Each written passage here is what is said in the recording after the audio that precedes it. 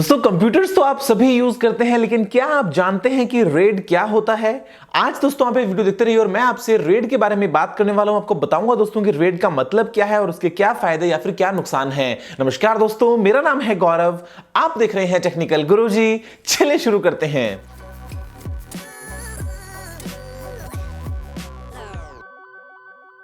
दोस्तों यहां पे मैं आपसे किसी पुलिस की रेड के बारे में बात नहीं करने वाला हूं। यहां पे दोस्तों रेड का मतलब है वो है redundant array of independent disks या फिर दोस्तों redundant array of inexpensive disks. और बेसिकली दोस्तों यहां पे ये एक ऐसी टेक्नोलॉजी जिसको हम अगर काम में लेते हैं हमारे स्टोरेज डिवाइसेस के ऊपर, तो हम वहां पे दोस्तों उनकी परफॉर्मेंस को या फिर उनकी रिलायबिलिटी को दोस्तों और इंप्रूव कर सकते हैं।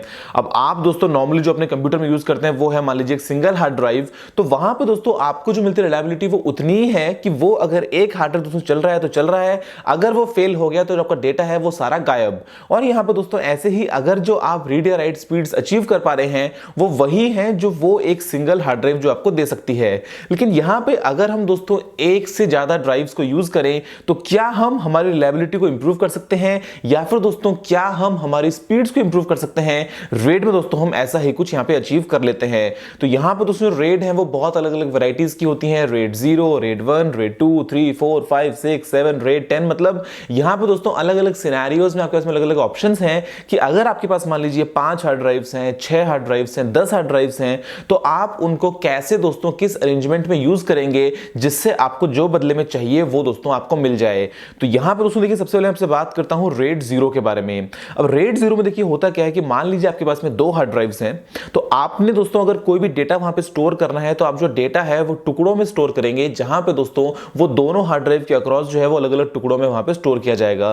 तो इससे होता क्या है कि एक तो जो आपकी रीड स्पीड है, अगर डेटा एक बार स्टोर हो जाता है तो आपको जब रीड करते हैं दोस्तों वो बहुत ही इंप्रूव हो जाएगी। और ऐसे में जो आपकी राइट स्पीड है दोस्तों वो भी बढ़ जाएगी, क्योंकि यहां पे आप डिपेंडेंट नहीं है एक हार्ड ड्राइव के ऊपर। आपके पास में ऑप्शन है कि आप आधा एक में स्टोर करें, आधा एक में स्टोर करें। तो ऐसे में आपको रीड राइट दोनों ही केसेस में बहुत ही कमाल की स्पीड मिलेगी। लेकिन अगर दोस्तों दोनों में से कोई भी एक हार्ड ड्राइव फेल हो गई तो आप ना इधर के ना उधर के, मतलब जो डेटा दोस्तों सारा जो है वो कंप्लीट लॉस आपके लिए हो जाएगा।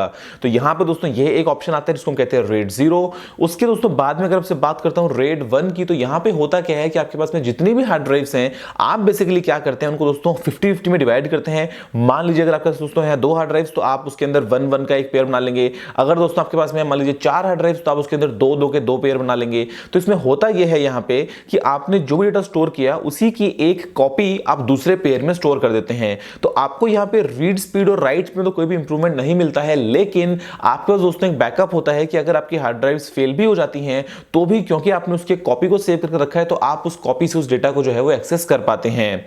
दोस्तों इसके बाद में मैं आपसे बात करता हूं पहले रेड 10 की। अब देखिए रेड 10 में क्या होता है, ये एक कॉम्बिनेशन है रेड 0 का और रेड 1 का, जहां पे दोस्तों हम रेड 0 का जो बेनिफिट है जहां पे आपको रीड राइट स्पीड्स अच्छी मिलती हैं उसको भी इंप्लीमेंट कर लेते हैं। और दोस्तों रेड 1 का जो आपका बेनिफिट है कि आपको पास में डेटा का जो बैकअप है वो मिल जाता है, आपको कॉपी मिल जाती है, उसको भी दोस्तों हम यूज करते हैं। और यहां पे हम मिनिमम जो है दोस्तों वो यूज करते हैं 4 हार्ड ड्राइव्स को, जहां पे 2-2 के दोस्तों हमने 2 पेयर बना लिए हैं। और होता वहां पे ये है कि जो एक इंडिविजुअल पेयर है वहां पे हम डेटा को दोस्तों टुकड़ों में लिख रहे हैं, लेकिन उन्हीं दोस्तों जो 2 हार्ड ड्राइव्स की कॉपी है वो हमने दूसरी जो 2 पेयर है वहां पे सेव कर लिया है। तो ऐसे में आपको मिलती है रीड राइट स्पीड्स बहुत ही कमाल की। और अगर आपकी हार्ड ड्राइव्स कुछ फेल भी हो जाती हैं तो भी चिंता की कोई बात नहीं, क्योंकि दोस्तों आपके पास में यहां पे एक बैकअप जो है, एक कॉपी जो है वो ऑलरेडी यहां पे अवेलेबल है।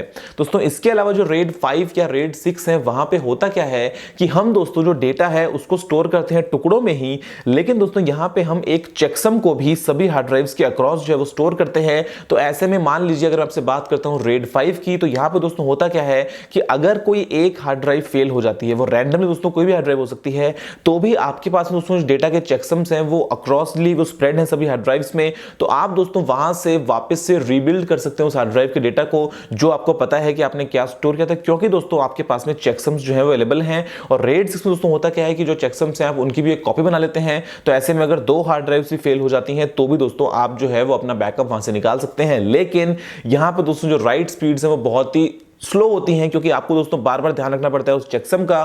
तो ऐसे में अगर आपके पास में कंट्रोलर नहीं है रेड 5 और रेड 6 की ड्राइव्स के लिए, तो दोस्तों आपको रीड स्पीड तो अच्छी मिल जाएंगी, लेकिन जो राइट स्पीड्स हैं वो बहुत ही स्लो होंगी। और अगर डेटा लॉस हो गया तो ऐसे में दोस्तों उसको रीबिल्ड करना बहुत लंबा टाइम कंज्यूमिंग प्रोसेस है, जबकि ये काम आप रेड 1 और रेड 10 में बहुत ही आराम से कर सकते हैं।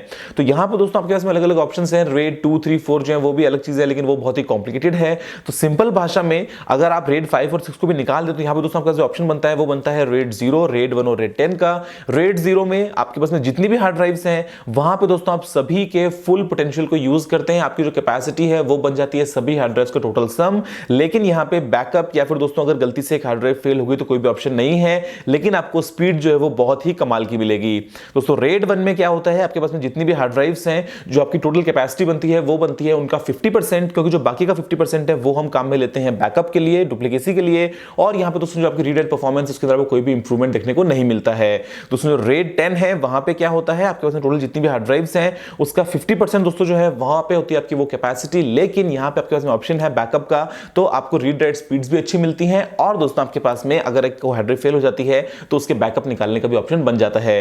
दोस्तों फिलहाल के लिए इस वीडियो में इतना ही। मुझे उम्मीद है कि आप रेड के बारे में काफी कुछ जान गए होंगे। आप दोस्तों अगर चाहते हैं इनको इंप्लीमेंट करना तो आप बड़े आराम से कर सकते हैं। आपको विंडोज में, मैक वगैरह में दोस्तों इनबिल्ट जो ऑप्शन मिल जाते हैं, या फिर अगर आप चाहें दोस्तों तो कोई अलग से डिस्क यूटिलिटी को भी यूज कर सकते हैं, या फिर दोस्तों डेडिकेटेड रेड कंट्रोलर्स परचेज करने के बाद में आप अगर एक्सटर्नल एक कंप्लीट अरे बिल्ड करते हैं ड्राइव्स का, तो वहां पे भी दोस्तों आप रेड को इंप्लीमेंट कर सकते हैं। दोस्तों फिलहाल के इस वीडियो में इतना ही। देखने आपको बहुत बहुत धन्यवाद। अगर आपको कोई वाला सुझाव हो तो आप नीचे कमेंट करना मत भूलिएगा।